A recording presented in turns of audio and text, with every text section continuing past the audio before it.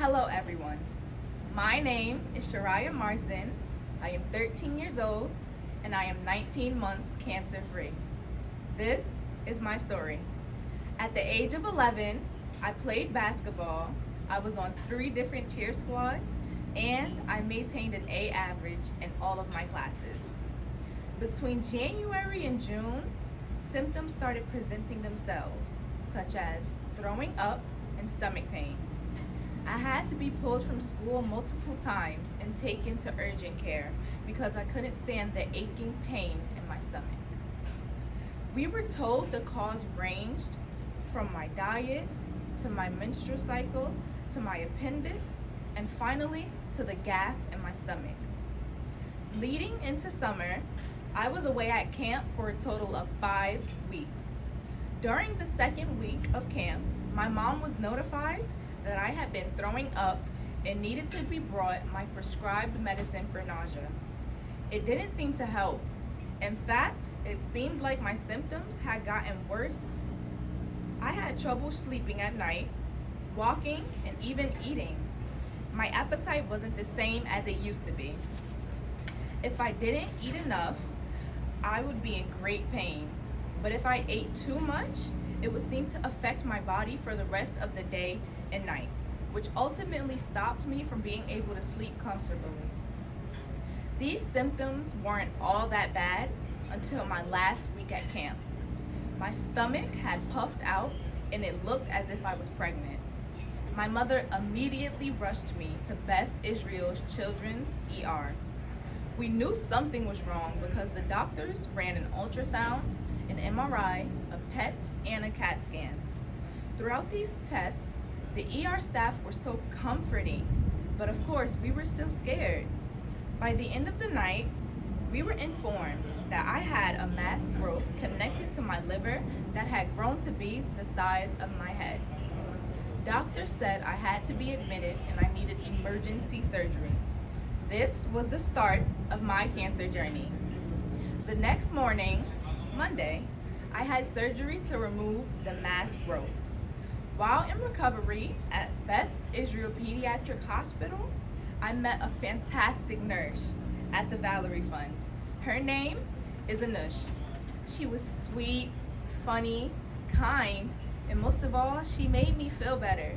She was gentle with my bandages, showing my mom and I how to care for them properly. That was the start of an amazing friendship. A week later, after being discharged from the hospital, I had my first follow-up appointment at the Valerie Fund. The first time I walked into the Valerie Fund, my mood immediately brightened. The colors, smiles, and the warm welcomes gave me a feeling of security and support. I met my doctors, Dr. Batra, Dr. Butler, Nurse Kelly, Dr. D. Benedictus, and Dr. Rowell. As overwhelming as the situation was, each doctor made me and my mom feel more at ease. This is the day we received the news that the mass growth that was removed was cancerous. I had stage 4 cancer, a mass called undifferentiated embryolar sarcoma of the liver. I mean, can you imagine hearing something like that?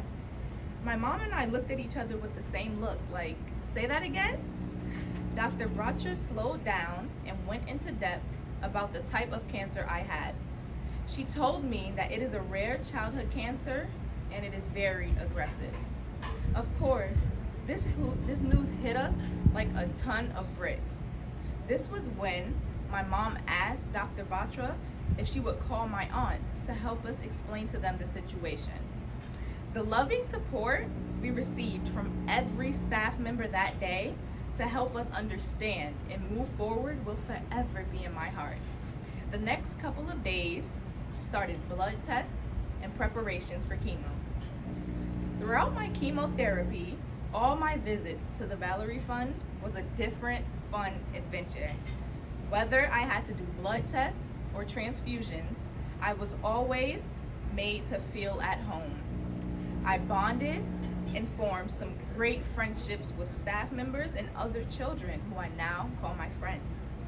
I was able to attend a weekend trip with Nurse Kim. It was so fun. Mariella always gave me incredible Reiki massages that put my mind at ease and gave my mom points to help me ease nausea. Clarita informed me about what was going on, and she always made me laugh and smile. When I saw Dr. D, she always took my mind off of treatment by talking about good shows to binge watch, sneakers, and everything else. Dr. Batra and Dr. Batla are always helping me find new ways to stay healthy and more active without hindering me. Nurse Kelly was more of a comfort to my mom. According to what my mom says, everything was always laid out. The time to take what medications, the possible side effects, and if something didn't work, what we could try. My mom had a book on every chemo and radiation treatment I received and the specifics of every medicine I ever took. My mom says that it made her decision making much more comfortable because of how detailed the Nurse Kelly was. Dr. Raoul, even though I don't see her all the time, when I do see her, she brightens my mood. Imani is there making appointments, sure the times fit my mom's schedule. Suzanne always helps me keep up with my schoolwork while ensuring that lessons were fun and engaging. When I finished treatment, I went camping at Camp Happy Times. Not only were the camps amazing, but they were so supportive of all the children that attended. I had never been there before, so they made sure the days were explained to me thoroughly. I knew what we would be doing each day for the entire week. I made so many amazing friends and built so many strong connections with my counselors. The Valerie Fund is our second family and home. It is a fantastic organization altogether. Without them, I don't know how we would have handled things. On behalf of the 6,000 kids like me, thank you so much for coming out and supporting the Valerie Fund. Each and every person is amazing and forms an extraordinary community that supports, helps, and loves you. Thank you.